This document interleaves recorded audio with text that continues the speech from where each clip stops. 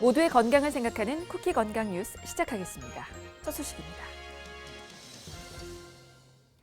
인구 고령화와 함께 백내장 수술을 받는 사례가 늘고 있는데요.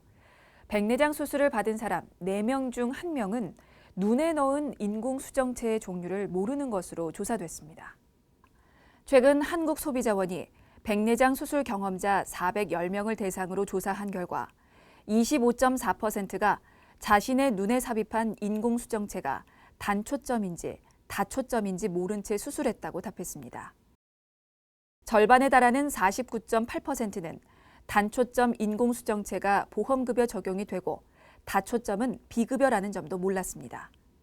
수술 후 부작용을 겪었다고 답한 소비자는 29.3%였는데 그 유형은 빛 번짐이 33%로 가장 많았고 시력 저하 29%, 염증 발생 23% 순으로 나타났습니다. 국내 연구진이 일반식보다 탄수화물 비중을 줄이고 지방과 단백질을 늘린 한국형 지중해식 식단을 고지혈증 환자들에게 제공하고 10주간 추적 관찰했는데요. 이상 지질혈증 지표가 개선되면서 심혈관 질환 예방에 도움이 된 것으로 분석됐습니다.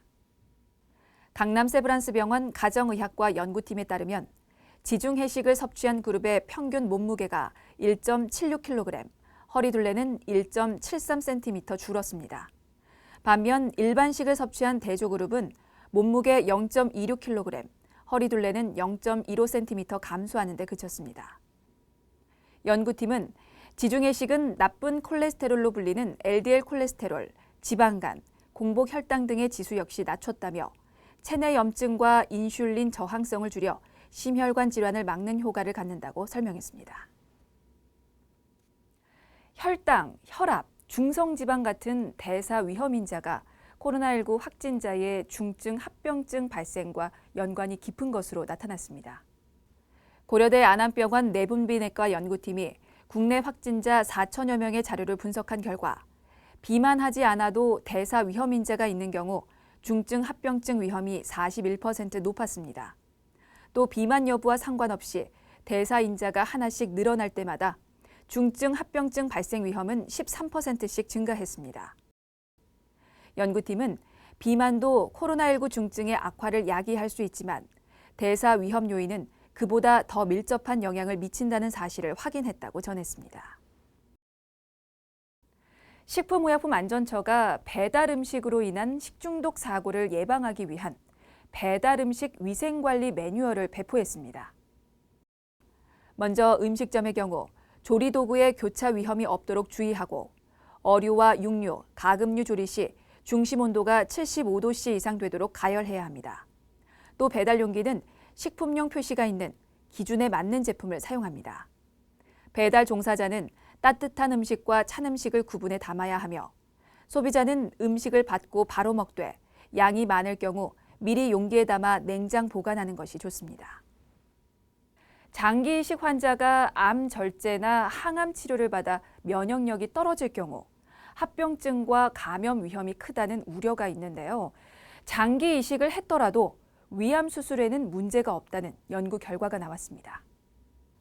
연세암병원 위장관 외과와 원주 세브란스 기독병원 이식외과 연구팀은 장기 이식을 하고 위암 수술을 받은 그룹과 일반 위암 환자 그룹의 수술 경과를 비교한 결과 위 절제 후 30일 이내 단기 합병증 발생 비율이 이식 그룹 22%, 일반 그룹은 20%로 비슷했다고 전했습니다. 연구팀은 58개월간 추적 관찰한 암 재발률도 각각 20%와 19%를 기록해 별 차이가 없었다며 항암제가 이식 장기에 미치는 영향이 적은 만큼 2기, 3기 위암을 앓는 장기 이식 환자들은 적극적으로 항암 치료를 받을 필요가 있다고 강조했습니다.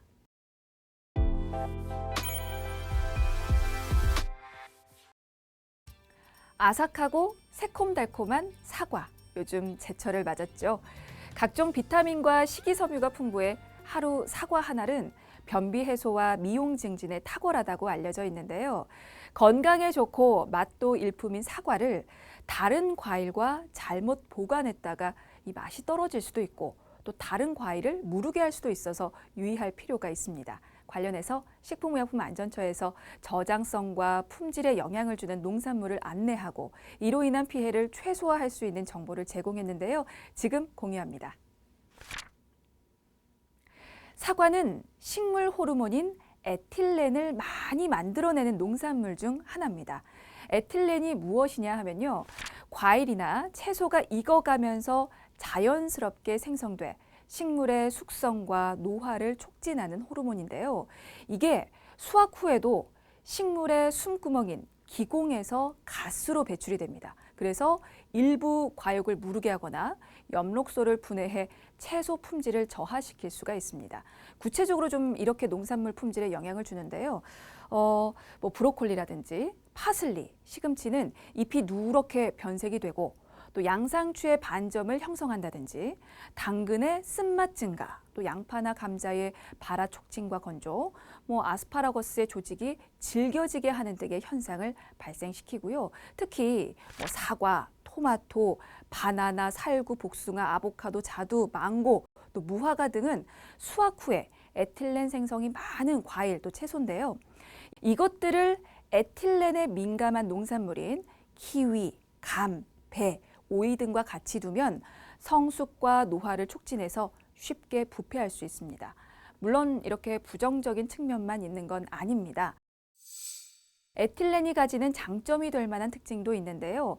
후숙과일, 그러니까 바나나, 토마토, 감, 키위 등 덜 익은 상태에서 수확해 서서히 익히는 과일의 경우 에틸렌이 과일을 빠르고 균일하게 숙성시킬 수가 있습니다. 때문에 덜 익은 바나나, 떫은 감을 에틸렌 생성이 많은 과일 또 채소와 같이 보관을 하면 후숙에 도움이 되겠죠.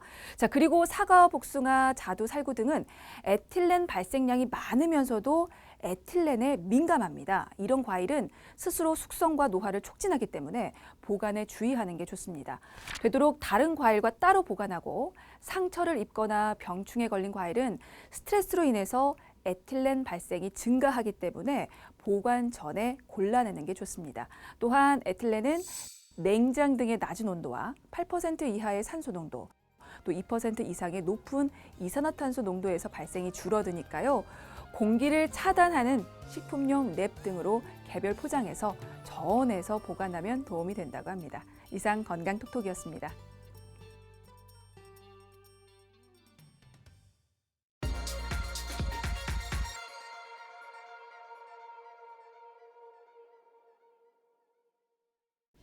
쿠키 건강 뉴스를 마칩니다. 시청해주신 여러분 고맙습니다.